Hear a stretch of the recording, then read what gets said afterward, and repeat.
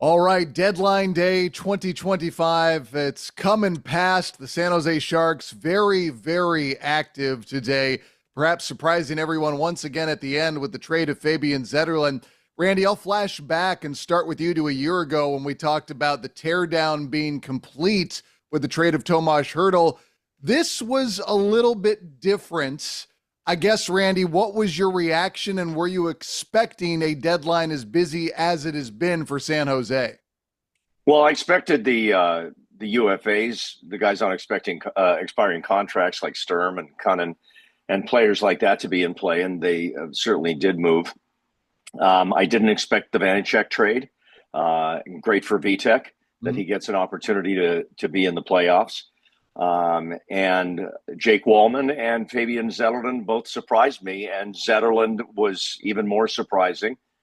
But now that we've heard Mike Greer talk about the thinking, it's less of a surprise and more understandable. But I totally get the shock from the fans of a player that they had become emotionally invested in because of his play and his enthusiasm and his charisma and everything else.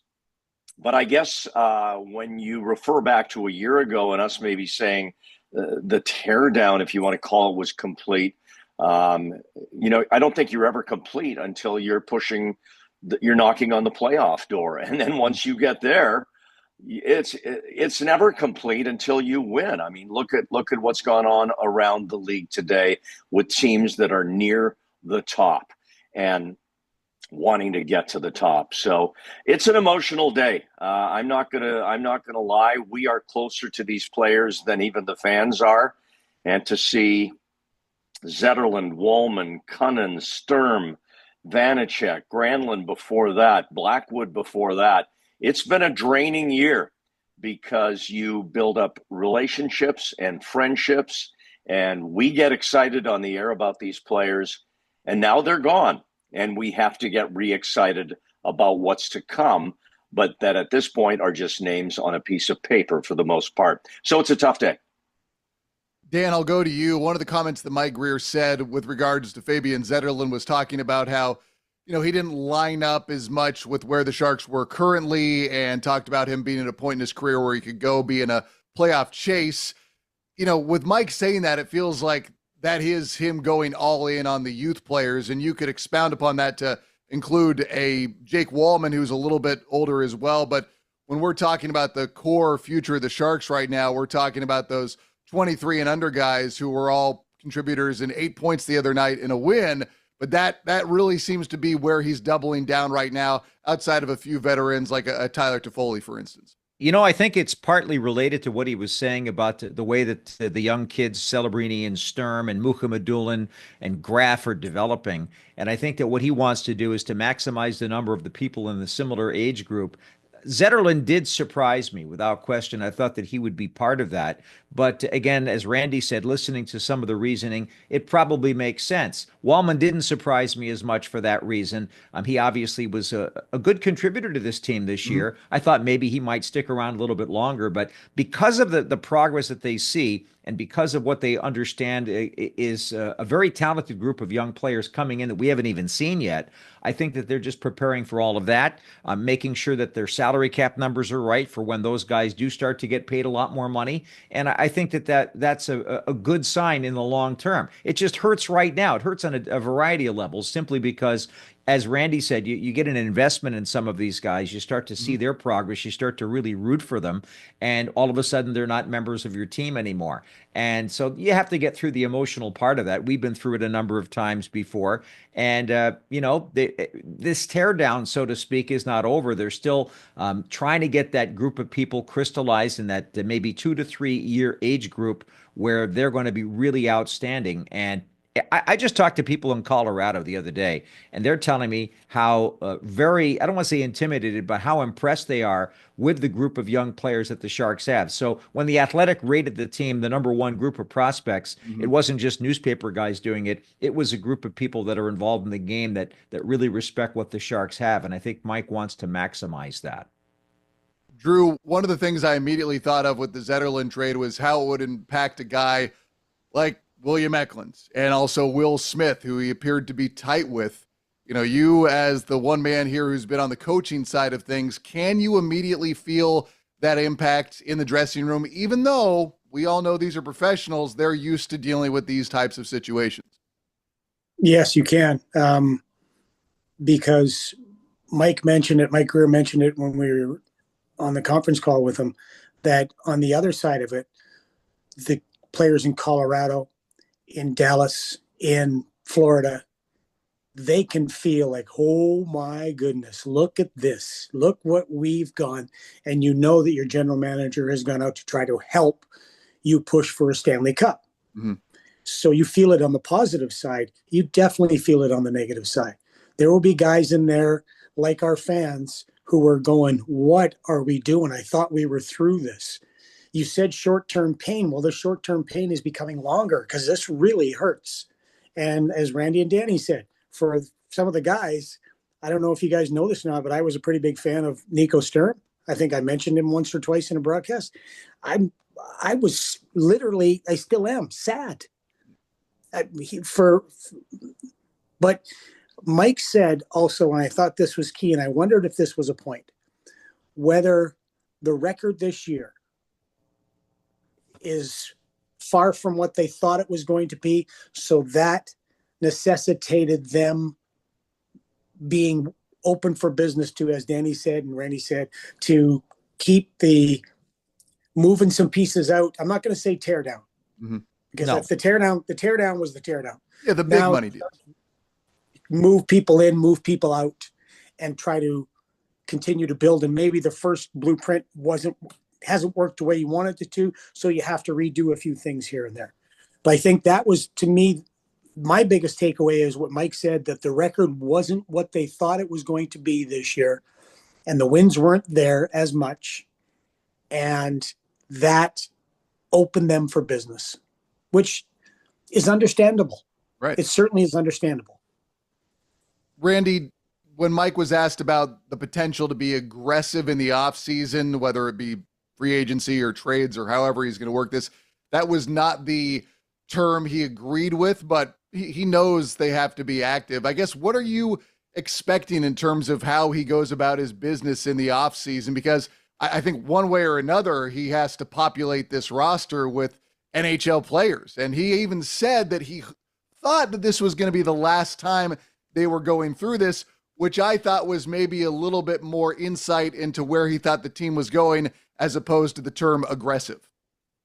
Well, I think going into today, and, you know, a lot has shifted here in the last 5 or 6 hours, but I think going into today, the Sharks were projected to be $20 million below the floor for next season over this summer. So that much minimum is going to be spent on players in order to get the Sharks compliant with the salary cap at the bottom end. So there's going to be additions. There's going to be more players that are going to fill out this roster to make it a more competitive roster. But, you know, I just think that if winning the Stanley Cup is the end of the third period of a hockey game, I think we're still in the first period.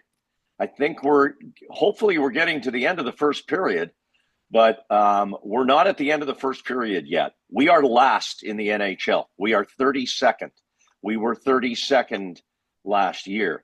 So there, as to Drew's point about them expecting more this year, I think more was expected. Now you could say, well, as soon as you traded Mackenzie Blackwood, that changed things considerably in December. And it did. I think the Sharks have only won 7 games since then. But this team is what it is. And in my view, your best players are 18. The best player in the organization is 18. The second best player, if you want to say it's Will Smith, you know, 4th overall, is 19. Throw William Eklund in there as among your best players right now with some proven ability at the NHL level. And what's William, 22? Mm-hmm. Yep. So that's the core of the best players that you have. Who is your best defenseman right now? That's up for debate. Who's your best forward after those 3? That's up for debate. That's all still coming. So while the teardown of the high-priced talent is certainly complete, There's still a lot of moving parts here. And it just goes back to this whole rebuilding. It's really tough business. And along the way, you have to say goodbye to people you like and that you get emotionally invested in as fans, especially. And this is tough for the fans to understand. How could we trade Fabian Zetterlund? Because that's topic number one in the fan base today. But if you listen to Mike Grier and he said, well, I have a chance to get a third line center who's 21 right now, who I look as a guy who could be our Adam Lowry and be that piece and be that 6'4", 220 guy who's in the same age group or close to Macklin, Will, and Eklund. Well, that's the reason it happened. So we're 20 million from the floor? Yes. How much McDavid going to cost? Who? Connor McDavid. Oh. He said it, Yeah, not the rest of us. Yeah, but you'd only have him for 1 year. Okay. Drew, you perked up when I said that Mike Grier alluded to this being the last time that they'd be going through this. Yeah. Again, that to me makes it feel like there is a bigger plan at work. And I think that's the hardest thing right now, to what Randy talked about, and even your point about Nico Sturm. You lose these guys, but it does feel like with all the draft capital he has, with all the space that he has financially, things are in motion. It may not be clear to us right now, but if you pull back, I mean, they have to be one way or another, right? Yeah, that was, when I was looking at all the guys going out, and Nico and Jake, and you go back to Mackenzie, you start to wonder, well, what the hell are we doing? What is the plan here? Obviously, they don't consult us because we're just another friggin' observer. We're just broadcasters. We're Jaffos. So, of course, they're not going to consult us, and they're not going to call us on everything, say, this is why we did it. So listening to Mike today certainly alleviates some of the question marks, many of the question marks about what we were wondering, or why did we let this guy go? Why did that guy go? So when he said that, and then, Randy talking about the cap space they're going to have, and Mike saying that it's time to start building now, really building now, and adding players, NHL players to the roster, then you go, oh, okay, I can see that. Okay, I get that. But I agree with Randy. The number one topic would be Fabian. Fabian, 17 goals, and he's got a motor, and he's very likable and lovable, and you think about the relationship with Eklund and all those things. But that came together because a player became available that obviously our scouts have done the work, as far as this is what we need. And Mike was right. You need to build down the middle. And if you watch any team, the Jets, the top teams, Colorado, Vegas, who else? Florida. Look at the Dallas. You look at the teams. They're huge. They're huge. You need a bunch of big, mean SOBs down the middle. And we don't have that yet. We're a small team still, and we're a young team. And we need people around our young, skilled players. So when you get a big 6'5", 225-pound guy who fought Matt Rempian Jr., you go, that's interesting. So I look at it and I think, yeah, they've got a plan. We're just not privy to what it is every single day and every move. And I know Danny needs to get in here too, but and Jake Wallman, also another near topic for Sharks fans today. Why are you trading him? And the price was too good. Think about, the Sharks were given Jake Wallman. The Sharks and a second round pick, and a second round pick that they used to take Wallenius, who's in the system right now. They got him and a number 2 for future considerations, which we know in the NHL means zero. It means nothing. It means some kind of favor down the line that doesn't involve money or a player or a draft pick. So we got those things for nothing and turned those things that we got for nothing into another first-round draft pick. And that's amazing. Dan, I wanted to ask you, Drew, actually jump in. Oh, sorry, Jay, I want to jump in, but on the other hand, Randy, on that, there's a couple things to that. Mike has said before that just because he has first round picks or picks, that he's not always going to use them to draft somebody. No, it's draft capital. It's capital. Capital. But the other aspect is from the fans' point of view, like you said right off the bat, it hurts. It still hurts. Oh no, yeah. I know. And so it's hard to look at a pick down the road and not go. You know what I mean? It's that. But so it might not, like you just said, that might not be a pick. That pick might be bundled up in a deal to get a player, and all of a sudden everybody goes, "Oh, I know who he is, and I can't believe we got him." But it might cost a first-round pick to get him.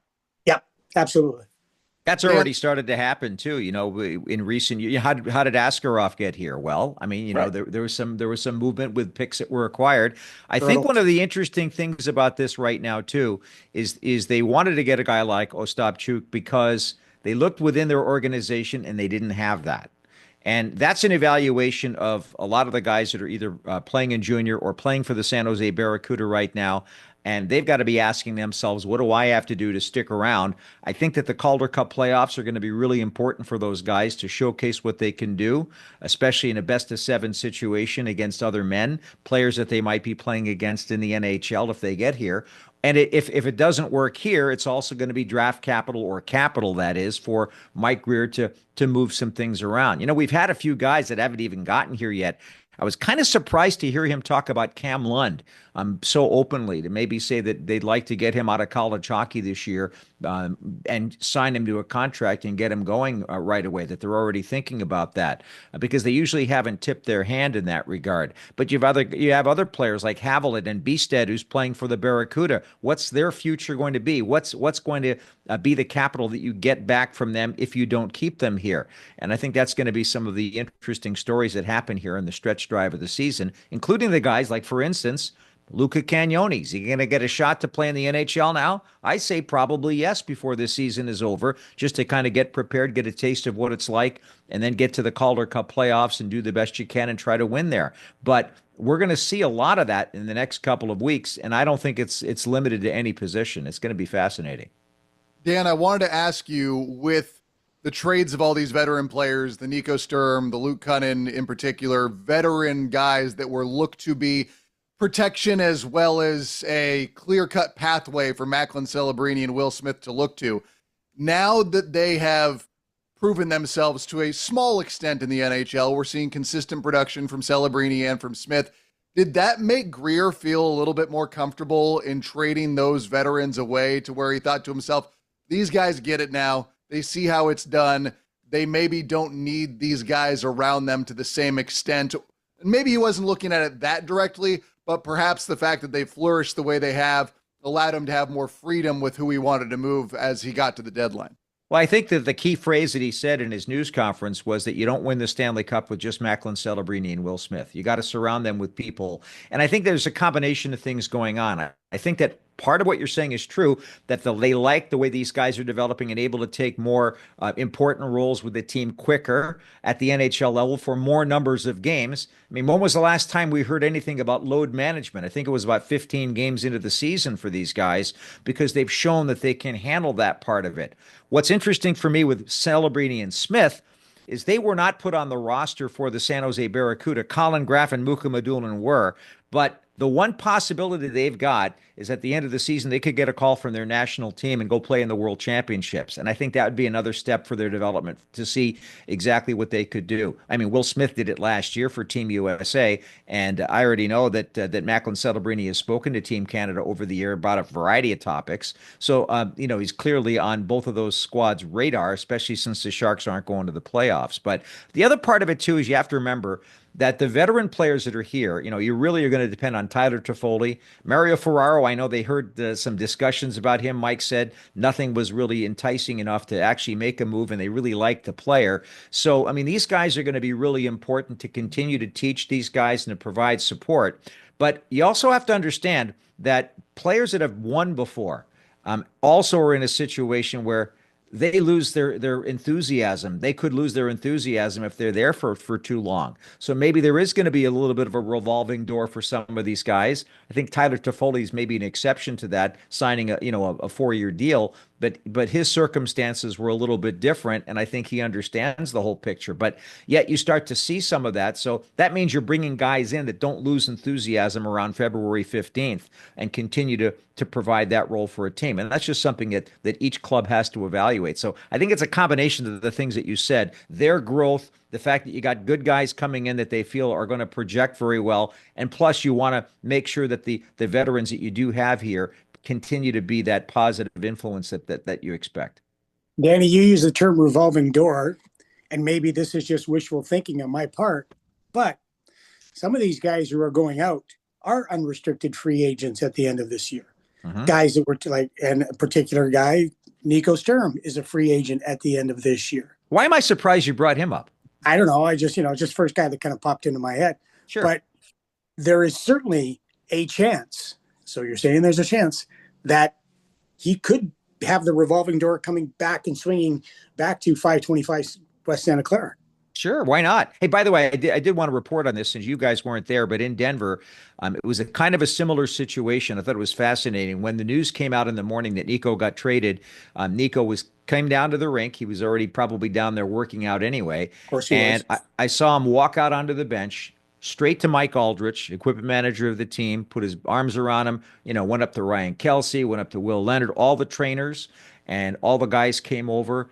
Not that dissimilar to when Blackwood got traded on the road, that every single guy went up to shake his hand before the bus departed for leaving Florida. And the other thing that was interesting, too, was to talk to Mackenzie Blackwood and to see him. I saw him come over out by the bench to talk to Celebrini and Smith, and they both commented on the Sharks Audio Network during our broadcast about how much they loved him. And one thing that Mackenzie said to me was, he said, this organization and this general manager has a very good reputation for treating players right and for wanting to help them succeed. And that's going to be a good selling point for any veteran that wants to come in here, because look at who they've traded these guys to. Nico Sturm, Vitek Vanacek, backup goaltender, he's got a chance to be on a Stanley Cup championship team. Nico Sturm, again, same thing. So, that's something that's a reputation that we've had here in San Jose for a number of years. But I really think that Blackwood's very positive comments about how much he likes the organization and loves San Jose is going to be a big selling point for anybody when they do decide to get aggressive over the summer here. And maybe, as you said, for the revolving door to spin and for a couple of guys to come back to SAP Center in a Sharks uniform. Randy, you brought up the pain that fans are feeling. What about their patience levels? Because we have not been to the playoffs since the spring of 2019. Although there is light at the end of the tunnel this year with the incredible development of both Macklin Celebrini and Will Smith, it's still another year in which we are at the deadline with 17 wins. It's going to be a tough ride to the finish. Are they going to be patient, provided that these young talents keep developing? Because we remember how it was not too long ago when every year the Sharks were in contention. It felt like that was never going to end. The fan base got used to it. And this has been a very distinct change to what was pretty much the history of contention for San Jose almost since day one. I mean, once that 93-94 team got in, it felt like every year the Sharks were clearly part of the conversation until this most recent run. You're welcome, by the way. Thank you, Drew. Okay. Well, I can't speak for a fan base, but I will say this. There is a great reason to stay patient. There's two great reasons, and it's Macklin Celebrini and Will Smith. And I'll throw Eklund in there as well. They are three incredibly dynamic players. Macklin is the best 18-year-old player in the world.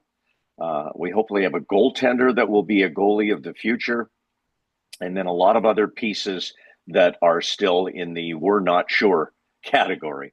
But patience, it varies from person to person. There were people who lost their patience when the Sharks couldn't get over the hump and win the Stanley Cup, even though they were in the playoffs every year. There's those fans who go like, I'm done with this. They didn't win the cup. I've lost my patience. So there's various levels, but I will still go back to what I said at the beginning of this year, and again with the backdrop of today being as sad in some ways as it is because of the people that aren't with the Sharks anymore. If you have been off the bandwagon, if you lost patience some time ago, if you stopped going to the games, if you stopped watching and listening to the games, which would make me wonder why you're actually watching this, but if you're one of those people, this is the time to get back on board, because this is the fun stuff. This is the growing with the group. And I think that's part of the pain of today is people felt, well, we thought these guys were part of the group. We thought Zetterlund was part of the group. We thought Wallman was part of the group. And now they're not part of the group. But that's the reality of trying to build it as Mike Grier is trying to do. And it's hard, and there's tough decisions that have to be made, but you have to have a 5-year plan, let's say, which is a reasonable amount of time for a general manager. That's the length of most of their contracts. So they have a 5-year plan of where they're trying to get to. And that's where the Sharks are. They're executing a plan, and unfortunately, some popular people fall by the wayside through the execution of that plan.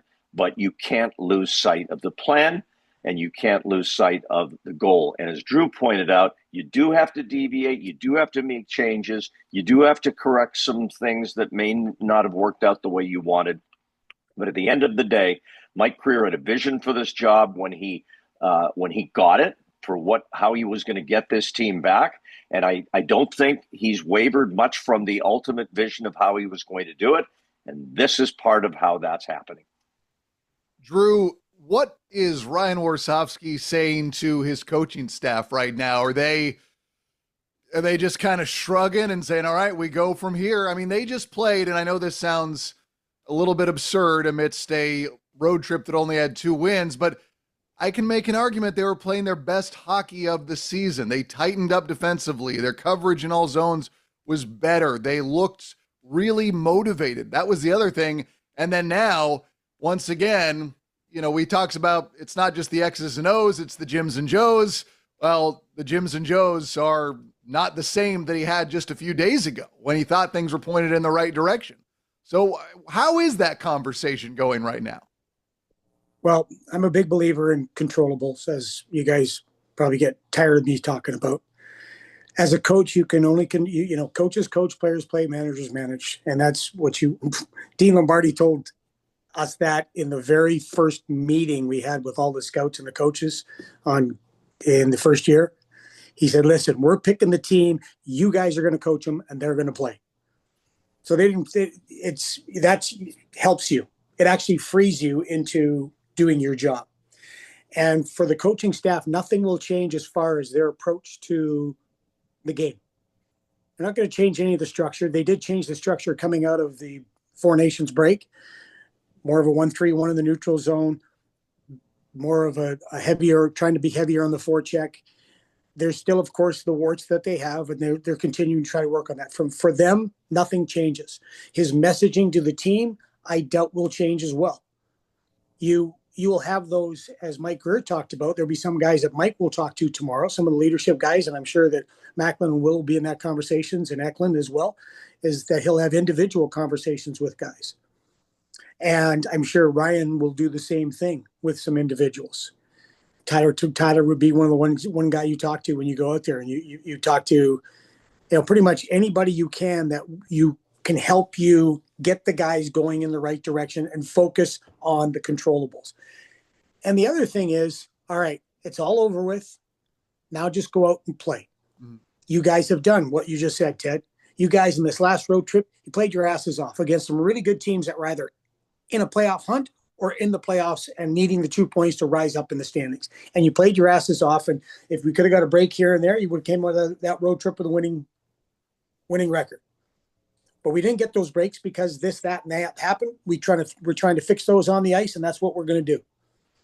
And you try to get them excited, if you can, for these last 18 games. Give me something. Give me a player with something to prove. Give me a player with a chip on his shoulder. Give me a player who's being doubted, and I'll put him on my team any day of the week. And I will go to my guys and say, hey, this is what is in front of you. This is what the carrot is dangling in front of you. This is why you need to work on these next 18 games like this. You can't let that guy beside you down. You can't let that guy beside you down. You can't let the guy across the room beside you down or across from you down. You have a responsibility as a player to play your ass off now. And you have those conversations. Sometimes it's going to be with everybody. Because there's very little times in a coaching, when you're coaching, that you have the big rah-rah speech. Tomorrow I might give one. I would have some individual conversations first with some key guys, and tomorrow I might give one. If I was Ryan Rusanowsky, I would probably, well, now that I'm more thinking about it, I probably would. So that's what you do. You don't deviate from what you've been doing because you don't need to. You're on the right track as far as your plan and trying to move forward with your guys. But you would deviate in some of the conversations you're going to have tomorrow versus what you would have on a quote unquote normal game day. Final question to all three of you, and Randy, I'll start with you. What are your expectations for these final 18 games? You know what Ryan Warsofsky's expectation was going into the season. And I think for the most part, and especially lately, the Sharks have gotten there, and that's to, be respected again, not be the doormat. And even though 32nd is last, it's a different feel. Be competitive every night and have the respect of your opponents. And it's going to be tough. I mean, especially when the Sharks are going up against teams that are, if not in the playoff situation or in the mix, are elite. I mean, they've got Washington coming. They've got Carolina, although I don't know what's going on there.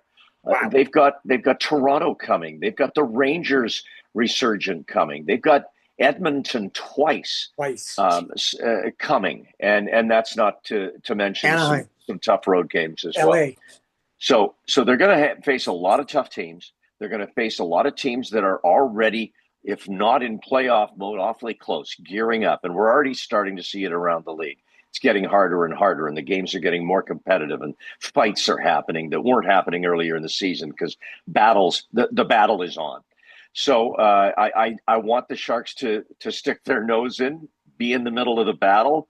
I think on nights when it's a battle, I think Macklin Celebrini will feel a lot better about it when 6'7" Vinny Desharnais on the ice, if you know what I mean. It's going to be easier to be in some of those battles, and maybe he won't get shoved around by a Lowry like he did in Winnipeg. But I just want them to compete and battle. But if we're expecting the Sharks to go on some sort of a run here, I don't know. That would be great. But if they can compete like Drew talked about on this road trip and find their game and stay, I think they found their game actually, and keep that going. And last night was, I don't think last night against Colorado counts because of everything that was going down off the ice. It's almost like I erased that game from the road trip. It's not fair to compare the rest of the road trip to that game last night. But keep playing like that, and that's all we can hope for. And you know what? As Greer said, we're going to see some players that we haven't seen yet, whether it's Cagnoni or whoever else it is that comes up from the Barracuda or elsewhere. Hopefully something special happens there as well. That's what we hope for as broadcasters, because we want to tell good stories. Dan, what are your expectations for these final 18 games? Well, I want to remember the fact that these guys have made a big investment in their lives when they were very, very young. And since they've joined the San Jose Sharks, they've made a big investment in each other. And they want a return on that investment. And the return on that investment might not, for some of them, end up by staying with the San Jose Sharks. But what they're building is what both Randy and Drew are talking about. The fact that they're respected as National Hockey League players. That's not just a team. That's just not the way that the Sharks play. That's part of it, but it's about every individual in that dressing room. And they've got to make sure that they're also upticking the respect for them in this situation. I think we've largely seen that because of the job that the coaching staff has done, the management has done to get the right type of people in here surrounding these good, young, talented players. and there's more coming. But to me, I'd like to see that. I want to make sure that these players don't forget about the investment and don't squander the investment that they've made, because they're already starting to see some returns personally on how they're thought of as players, how they're respected around the league, and also how they're going to become better themselves. And I think it's take care of your body, make sure that you're always there to work, that you come with a smile on your face, that you don't forget that, in the words of the great Igor Larionov, you don't work hockey, you play hockey. You have to enjoy it. And make sure that you give your absolute best. And that's all anybody ever really asks. And I think that the fan base understands that. Sharks fans have always been a type of fan base that says, we want you to give the best effort that you have out there, and if you do that, we'll respect you. And I think that that's going to happen on this stretch of the season. There are going to be some ups and there are going to be some downs. There may be more downs than ups, and that's probably the prediction that most people will make. But I think there are going to be some surprises in there, and I think we're going to see some great shining moments during the course of this time that are going to get us really excited, not only about the future, but also about what has been accomplished this year. They can't let that go. They have to make sure that this season finishes out with a return on that investment that they've put into themselves and their careers. Drew, bring us home. Your expectations for these final 18 games. Well, let's be real. They're not going to win a lot of them, right? I mean, they're not. It's just the way the season has gone.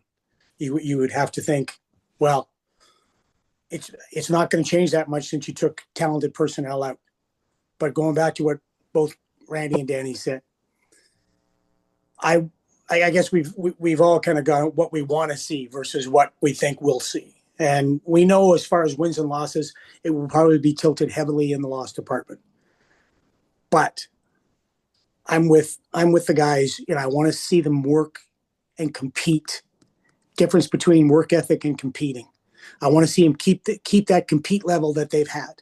I want to see them play for each other. I want to see the guys that are coming in that we haven't seen before coming up and getting the opportunity. I want to see them rise to the occasion. I want to see them play as hard as they played on this road trip these next 18 games. I want to see them care as much as our fans care. And we've seen that for the most part this year. There's been very few games where you look at them and go, like last night, and go, what's that? And I think Randy's right. I mean, and Ryan Warsofsky said it after last night's game. They're human, after all. There is a human element to this. But I want to see them compete as hard as they can. I want to see them play for each other. I want to see them play for the fans. I want to see them, no matter what the score is, that they are giving you everything they got, that they're maxing out on every shift. Yes, they're going to be outmanned. Yes, they're going to be out-talented. But overall, I want to see them be there step for step, being, as Randy said, hard team to play against, the respect of the opposition, and the game's over. You go into the other team's dressing room and they go, damn, they're hard to play against. Even at this situation, even at this point of the year, they're hard to play against. And as Danny said, our fans, being as knowledgeable as they are, they'll respect that. And that will give everybody some hope going into next year and going, okay, there are some building blocks there. Yes, they had to deviate, but there are some building blocks there that we can look forward to next year, and then come out and watch the CUDA go in the playoffs. All right, gentlemen. Well, thank you so much for your time. Now we've got nothing but games at home until the final game of the month, but that's still in California. So you don't have to go anywhere for a long, long time. All right, guys, have a good one. Thanks, Ted. Thanks, boys.